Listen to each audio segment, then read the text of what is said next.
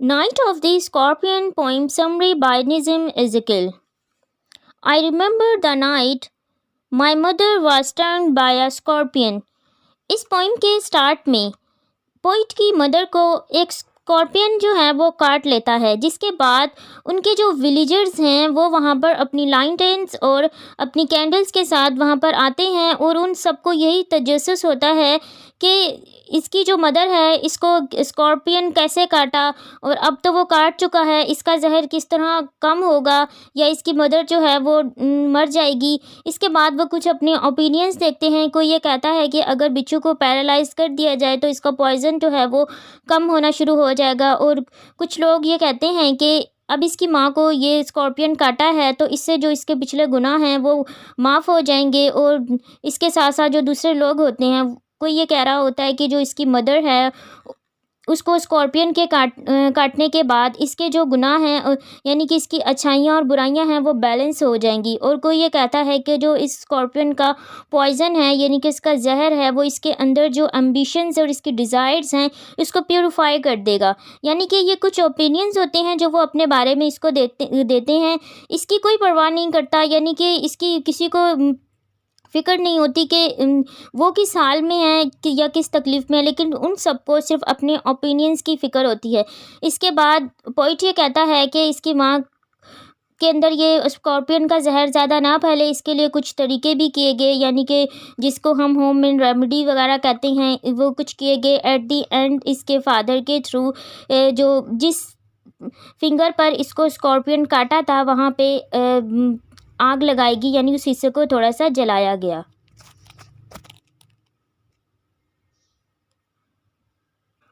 और इसके बाद 24 घंटे के अंदर अंदर इसकी मदर का जो जहर है स्कॉर्पियन का उसके अंदर वो ख़त्म होना शुरू हो गया। और इस पूरे प्रोसेस में लगातार जो है वो बारिश हो रही थी।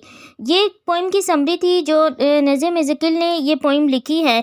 अब इसको देखते हैं कि इसका एनालिसिस अगर हम करें तो सबसे पहले हमें इस पोइम में क्या देखने को मिलता है कि इसमें जो स्टार्टिंग पर ये हमें दिखाया गया है कि जो लोग हैं यानी कि इंडियन सोसाइटी जो है वो किस तरह सुपरस्टिशंस पर बिलीव करती है। यानी कि उनका सबसे पहला फॉल्सहुड तो यही है कि वो अपनी इस लाइफ के बाद एक दूसरी लाइफ जो है उस पर बिलीव करते हैं, जिसको वो पुनर्जन्म के नाम देते हैं। यानी कि इंसान जो है मरने के बाद एक दूसरी ज़िंदगी लेकर वापस इस दुनिया में आएगा, इस पर उनका बिलीव है। इसके साथ साथ वो ये भी कहते हैं कि अगर इंसान को कोई यानी तकलीफ़ पहुंची है, उसके साथ कुछ बुरा हुआ है, तो वो उसके गुनाहों की वजह से, यानी कि उसने पास्ट में कोई गुनाह किए होंगे जिसकी उसको ये सज़ा मिली है। और इसके साथ साथ अगर किसी को कोई तकलीफ़ पहुंची है तो उसके अंदर पाई जाने वाली जो उसकी ख्वाहिशात हैं वो उसको दबा देंगी। इस तरह की जो सुपरस्टिशंस थी उनको नज़म एज़ेकियल ने बताने के लिए एक ये पोइम लिखी है, जिसको इन्होंने स्कॉर्पियन के थ्रू हमें ये बताया है। अगर हम इंडियन सोसाइटी को देखें तो और भी ऐसी बहुत सी सुपरस्टिशंस होती हैं जो कि अनबिलीवेबल होती हैं, जो बिल्कुल ही मीनिंगलेसनेस है, लेकिन फिर भी जो वो सोसाइटी है वो उसको अडॉप्ट करती है। हमने नज़म एज़ेकियल को as a Indian poet discuss किया था, जिसमें हमने इनकी कुछ करैक्टरिस्टिक्स को देखा था कि वो किस तरह अपनी राइटिंग में जो इंडियन सोसाइटी और उनके जो कल्चर है उसका टच देते हैं। तो इसी चीज़ को, इस इशू को हाईलाइट करने के लिए उन्होंने ये पोइम यानी इसको एक ऑथेंटिक थीम बनाया सुपरस्टिशंस का। अब इस पोइम का एंड किस तरह होता है, जो कि इस पोइम का मोस्ट इम्पॉर्टेंट थीम है।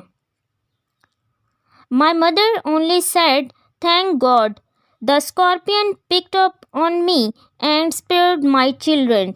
यानी कि इस पोइम का जो मेजर थीम है मदरहुड का, वो हमें इनकी लास्ट लाइन में देखने को मिलता है कि इतनी तकलीफ़ बर्दाश्त करने के बावजूद उसकी मदर एट द एंड यही कहती है कि थैंक गॉड, शुक्र है खुदा का कि स्कॉर्पियन ने मुझे चुना, मेरे बच्चों को नहीं। तो यहाँ पर हमें मदरहुड दिखाया गया है कि एक माँ की जो मोहब्बत होती है वो किस हद तक होती है कि सारी तकलीफ़ बर्दाश्त करने के बावजूद वो यही कहती है कि उसके बच्चों को कुछ ना हो और किसी भी किस्म की तकलीफ़ जो दुनिया में आए वो सबसे पहले उसके ऊपर आए और इसके बच्चों को किसी भी किस्म की तकलीफ़ उठानी ना पड़े।